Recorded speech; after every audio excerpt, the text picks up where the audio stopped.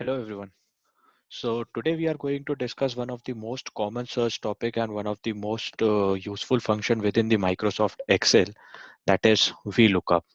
So today in this session we are going to discuss what is VLOOKUP, what is the usage and why we are using the VLOOKUP, considering a real world problem and taking that as an example and try to solve this by using VLOOKUP. And also we can see how we can implement this particular function. Okay, so basically VLOOKUP stands for vertical lookup. I'll come to the definition of it, why it is known as vertical and what is lookup in that. Okay, so before that, I would like to put up a real world problem so that we can understand why we are using this particular function. So as you can see in the screen, we have one data in which we have product ID, and the unit price mentioned. That is, I'm talking about this particular table. So consider a shop owner which has electronics item in its shop, and it has an inventory of electronic accessories. Okay, so in real time, it has many products, somewhat 500 or 1000. Just for the sake of the example, I have only taken 9 or 10 products out of those electronic items. Okay, so consider that inventory, and we have mentioned these 8 or 9 products out of it. So, and those products have the product ID and the unit price of it.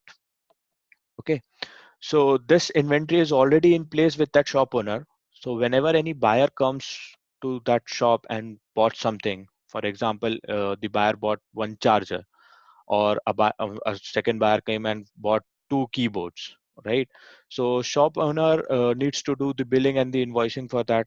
So how they can perform the billing? It will simply see what is the unit price of that desktop and simply multiply with the quantity what user bought, right? So that's a simple mathematical calculation to multiply, and it will give the total amount to be paid, right? But every time that shop owner needs to go and visit this main inventory table to check the unit price and then multiply with the quantity to get the total amount of it, that will be more tedious, and that will be more time consuming when the product will get increase and increase. And that's a very real time problem, that or the real time scenario, I would say, that the product will get increased or will get decreased. So every time that particular shop owner needs to check the unit price by checking the main table. So there should be a mechanism by which the shop owner simply enters the product name, and it will uh, gives the unit price of that particular product, and then shop owner simply enters the quantity, the total will come up, right? So if you can see, consider this will be uh, uh, this will be the interface where the shop owner is entering the product name and expecting the unit price will come, and the quantity will be entered by the shop owner, and the total will come automatically, right? So if I say, so what should be the ideal scenario? Like if a shop owner enters mobile, then what is this unit price of the mobile? It's 2000. So the unit price 2000 will automatically pop up, and the quantity it enters like 4, then the total will gets automatically calculated, right? So to calculate the total, it's pretty simple. It's just the multiplication of this and this, right? But how we can achieve the unit price from this table, because this is not mentioned in this row, right? This we need to retrieve from the main table. So for to solve this particular problem, the VLOOKUP comes into the picture. Okay, so let's uh, start the implementation of VLOOKUP. You will understand more, right? So like any functions in the Excel, VLOOKUP also takes certain arguments for the computation. So I've simply entered VLOOKUP, and then I have entered the certain arguments. Let's discuss one by one the arguments. What is it? What exactly it is?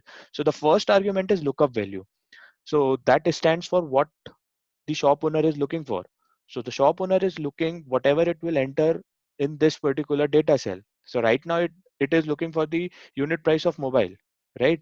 But we cannot hard code this mobile in this particular function, because next time a different buyer come and it will bought headphone, right? Or it will bought desktop.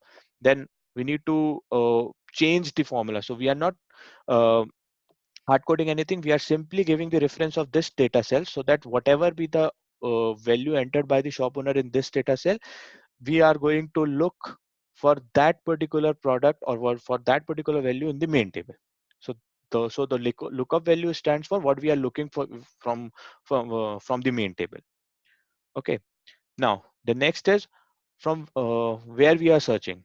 Okay, one thing I want to add is lookup value basically is going to search from the first column of the table. Okay, so here whatever be the user enters, like mobile charger, so the table from this table, the first column it will going to be so it will search in the first column only. Okay, so next we are going to discuss about the table array. So table array is nothing but from which main table we are where we want the data, right? So in our case, we want the data from this table. So I'm simply entering the entire. I'm selecting this entire table so that I'm going to search the values of product ID or the unit price or anything from this table by using the first column, that is product column. Whatever I have entered in this product cell, I'm just going to search the first column, and then I'll take up the value accordingly. So the next is what we are looking after. So we have reached, we know that we are looking for mobile, and from where we are looking from, we are looking from the main table, right? But why we are searching? So we are searching to get the unit price, right?